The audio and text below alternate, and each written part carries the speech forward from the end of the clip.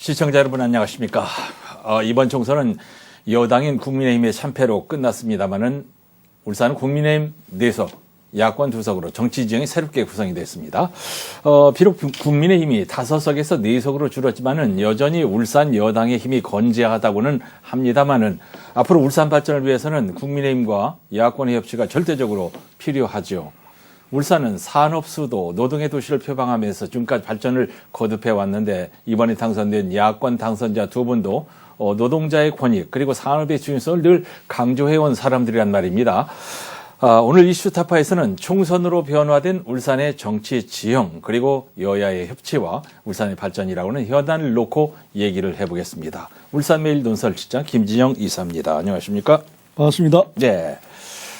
이번 총선에서 울산의 정치 지형이 좀 바뀌게 됐는데 지역의 방송사들이 당선자들을 초청해서 인터뷰를 지금 쭉 하고 있단 말이죠. 바뀐 정치 지형 상황부터 정리하고 들어가죠.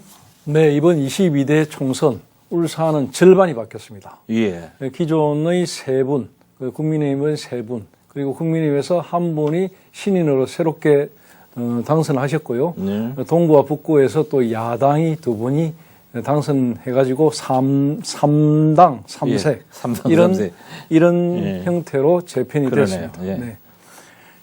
좀 구체적으로 말씀드리면 여당의 국민의힘은 김기현, 박성민 그리고 서범수 기존의 3분에 플러스 김상욱 새로운 40대 인물이 새롭게 국회에 진출하게 됐고요.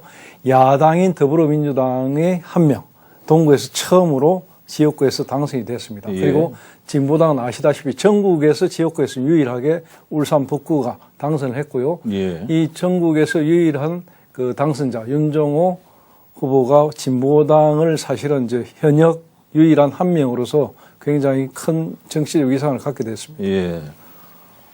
설마 했습니다만 결과 충격적이어서 불난집에 화를 돋구지 않으려고 지난번에도 우리가 방송하면서 그런 대로 선방을 했습니다. 이렇게 위로를 했습니다마는 시간이 지나면서 생각을 해보니까 그렇게 위로하는 것이 맞나 싶기도 하단 말이죠. 야권이 이제 2석을 차지한 거, 야권에게 어떤 의미가 있다고 볼까요? 사실상 울산에서 야권이 2석을 차지한 거 이거 굉장히 의미가 있습니다. 특히 2석이 다 노동계의 심장부인 동구 민주당이죠. 예. 그리고 북구 진보당입니다.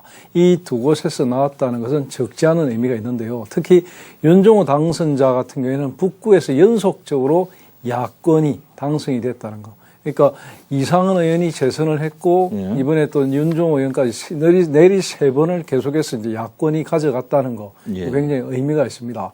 북구 같은 경우에 사실상 이제 야권이 세긴 하지만 진보 정치의 심장이라고 불리긴 하지만 그래도 꾸준히 박대동 의원도 당선이 됐었고요. 예. 또 지방선거를 해보면은 구청장도 박천동 구청장이 국민의힘 소속이고 이랬거든요. 그런데 이게 이제 이 국회의원 선거에서는 내리 3번을 다 진보가 가져갔다는 거, 이거 굉장히 의미가 있다고 보고요. 네. 특히 진보당 자체로 봐도 전국 유일의 당선자라는 점, 이 굉장히 상징성을 갖습니다. 예. 그런 점에서 어쩌면 윤 당선자 같은 경우에는 개인적으로 지금 정치와 관계, 개인적인 어떤 정치의 어떤 자기의 역량이나 이런 것과 관계없이 진보당이라는 전체적인 정당의 구도 속에서 예. 어떤 정치력을 행사할 수밖에 없는 그런 부분이 좀 있을 거거든요, 앞으로. 예.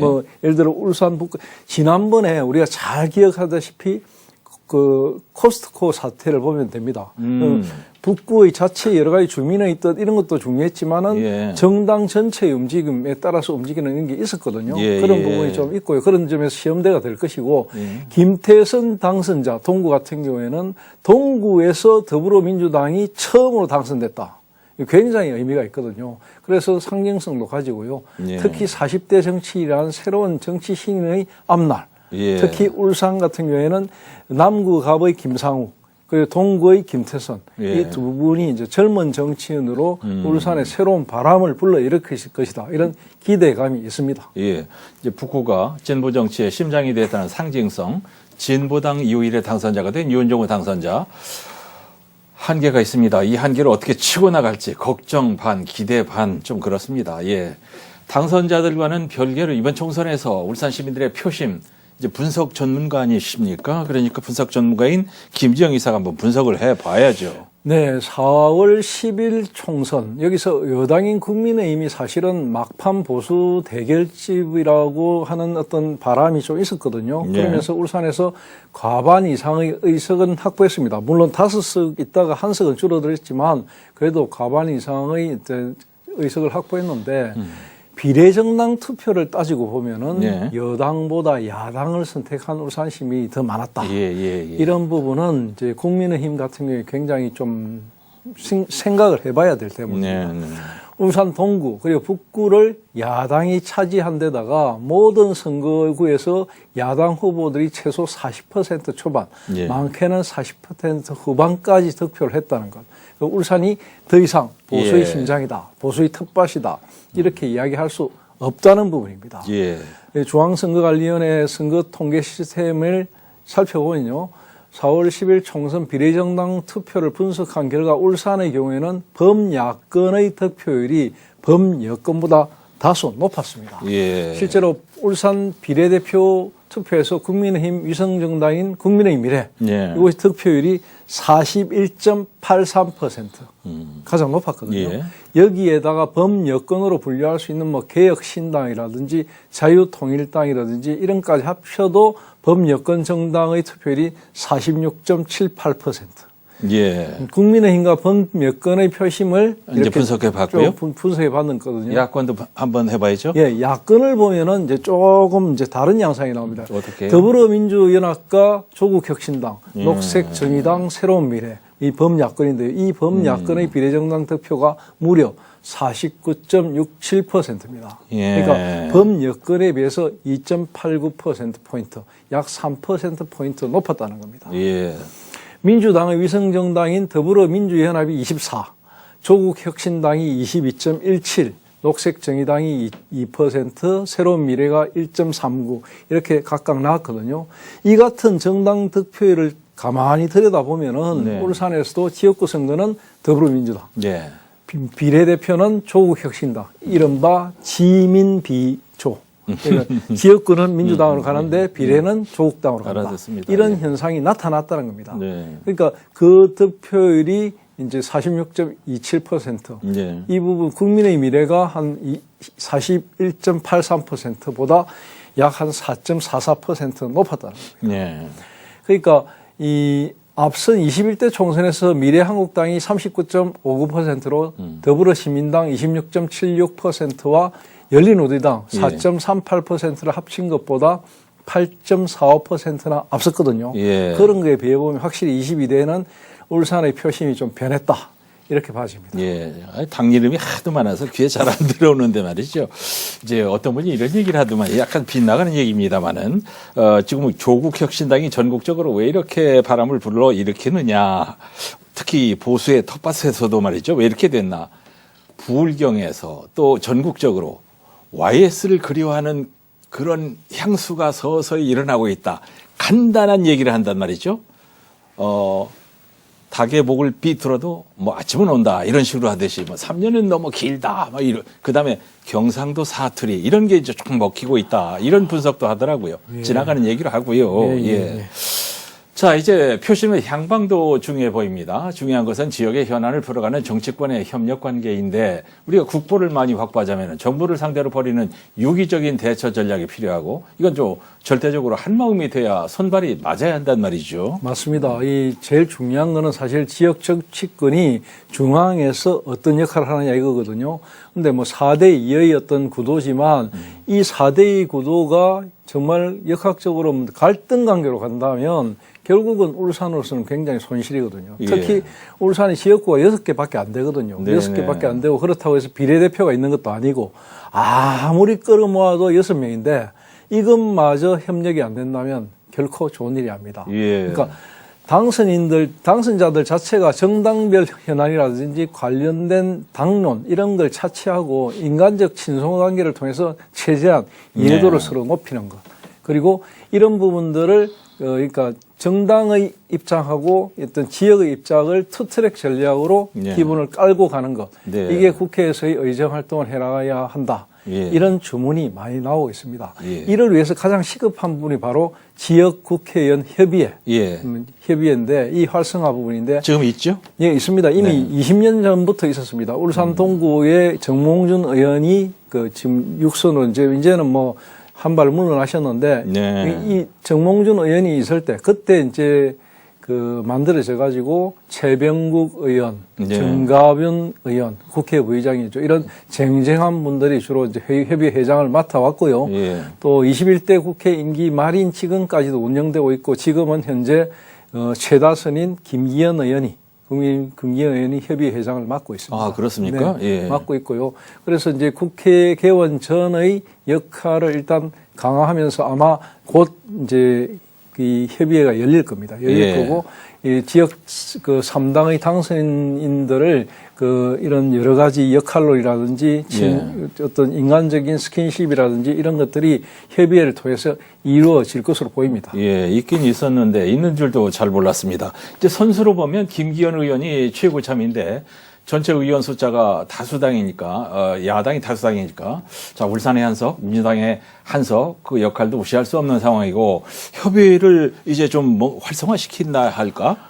잘 해야 될 것 같습니다. 맞습니다. 이번에 재선에 성공한 진보당의 윤종호 당선자 이미 20대 국회에서 협의회 활동을 했거든요. 예. 협의회 활동을 하면서 협의회가 어떤 역할을 하는지 본인이 잘 알고 있습니다. 예. 윤 당선자와 함께 22대 국회 초선 당선자인 국민의힘 김상욱, 또 민주당 김태선 이 세 분이 사실은 이제 사실은 협의회 윤종호 의원 같은 경우에 두 번째 들어오는 것이기도 하지만 예. 아무래도 새로운 어떤 멤버로 구성이 되니까 예. 이 세 분의 역할이 굉장히 중요하고요. 예. 이 세 분의 어떤 화학적 결합 그리고 네. 협력 관계 이런 게 사실 굉장히 중요하다고 봐집니다. 예. 그리고 이제 지역의 국회의원 협의회 자체는 의원들 간의 인간적인 친목 도모 이것도 굉장히 중요하지만 그렇습니다. 예. 초당적인 지역 현안 예. 그리고 울산에서 굉장히 아쉬운 부분이 국비를 끌어오는 거거든요. 네, 이 국비 네. 끌어오는 부분에 대해서는 굉장히 큰 역할을 하기 때문에 네, 네. 아무래도 이제 이런 부분들 그 지역 국회의원들 협의회가 어떤 역할을 해야 되는 건지 빨리 새로 들어가는 멤버들이 잘 좀 적응을 네. 할 필요가 있을 것 같습니다. 잘해야 돼요. 잘해야 돼요. 잘하라고 이렇게 바꿔준 거예요. 예. 이제 평소에 지내던 품성으로 보면 뭐 윤동호 당선자나 김태선 당선자나 뭐 성격이 좌충우돌하는 그런 분들은 아니지만 국회의원은 중앙당의 지침이라는 게 있기 때문에 자신의 의지대로만 다 되는 건 아니지 않습니까?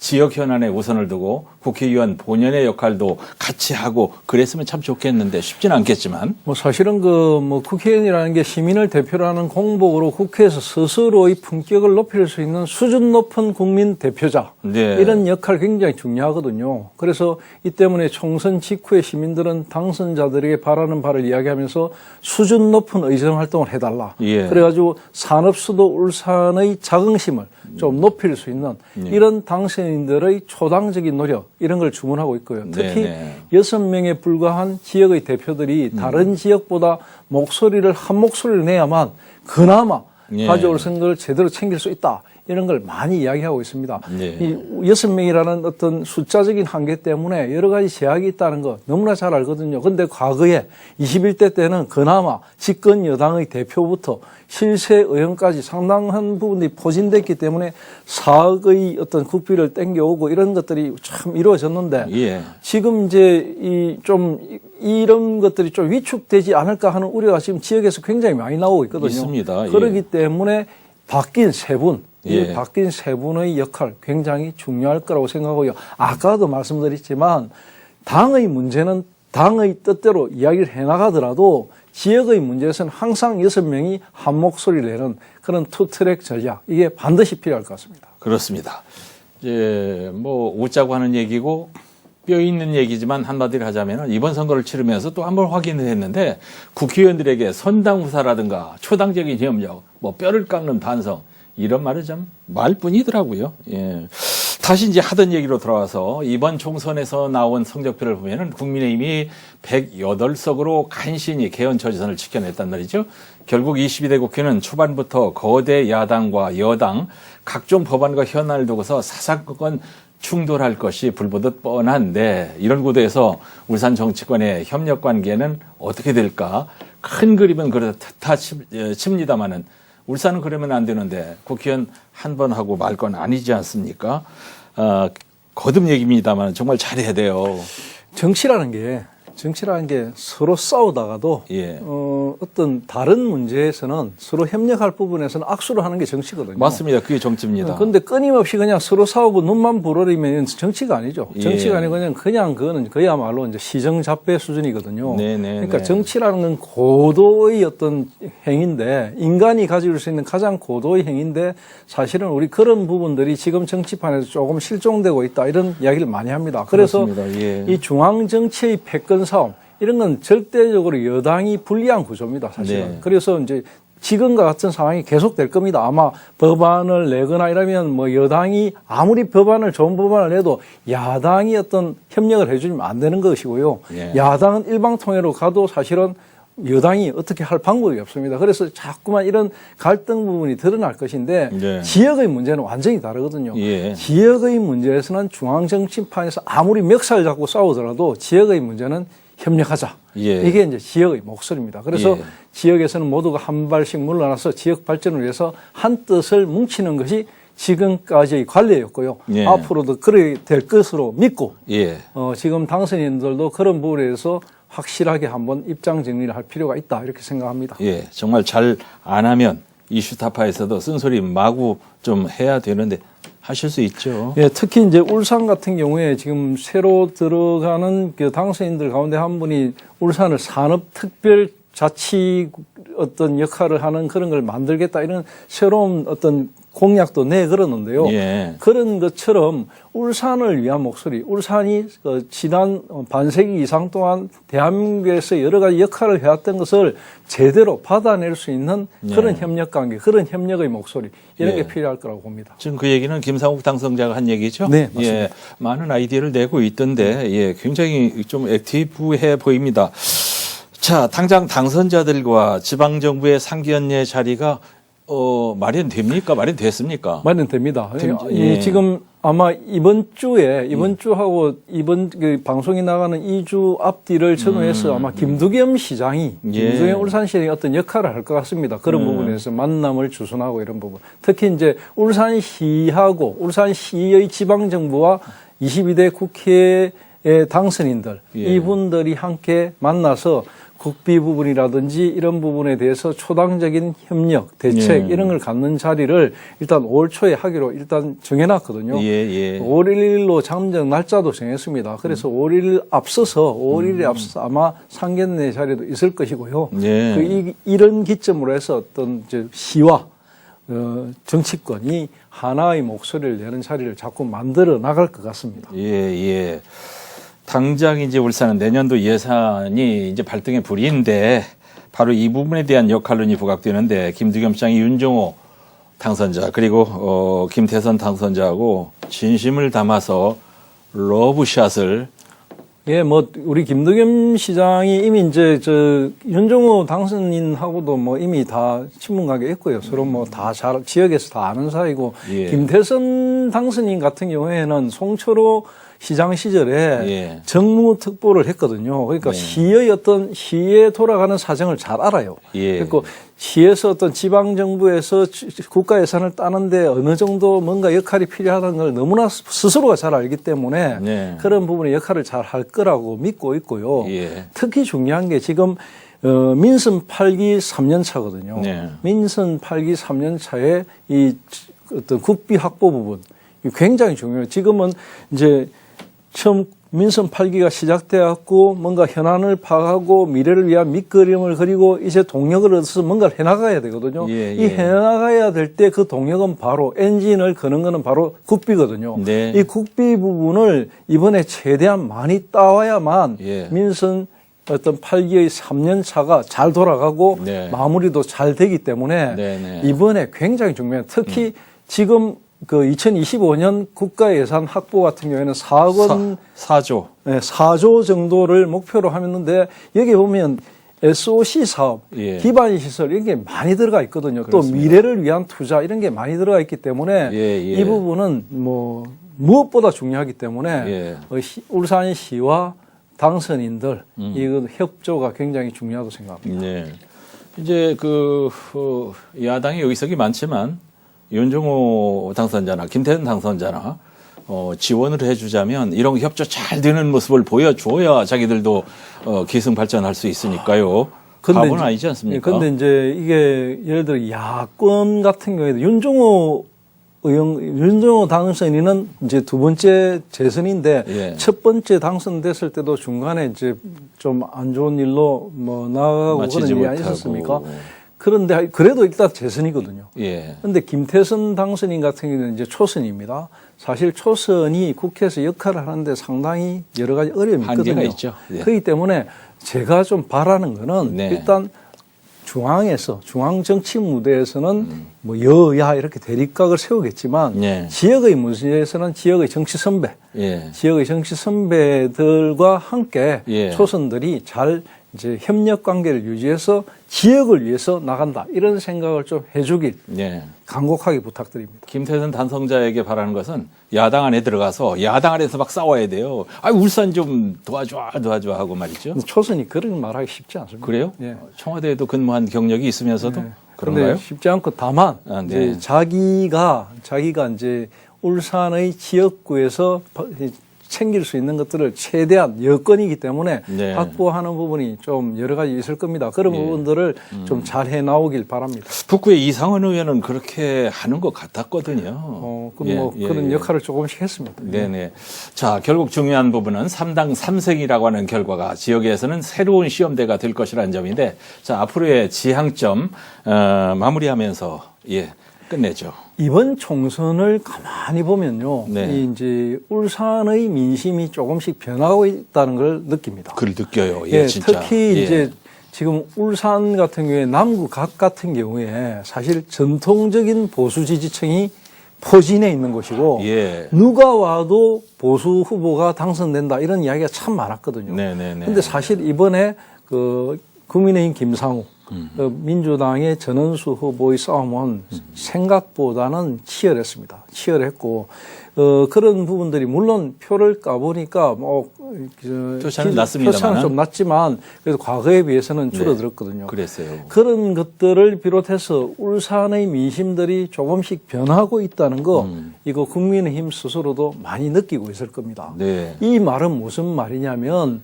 울산이라는 지역이 과거와 같은 전통적인 보수의 텃밭이라는 생각에서 벗어나야 됩니다. 민심은 언제든지 등을 돌릴 수 있다. 이걸 국민의힘 우리 당선인들도 잘 알아야 되고요. 네. 그런 것을 바탕으로 해서 울산 시민들의 표심을 얻는 그런 정책 그리고 어떤 지향점 이런 거를 해나가야 된다. 이번 총선이 낳은 교훈이라고 할 것입니다. 예. 생각나는 말이 국민들이 배를 띄워주기도 하지만 배를 뒤엎어버리는 역할도 하니까 말이죠. 명심해야 됩니다. 자, 오늘도 울산매일동설실장 김진영 이사님 감사합니다. 고맙습니다.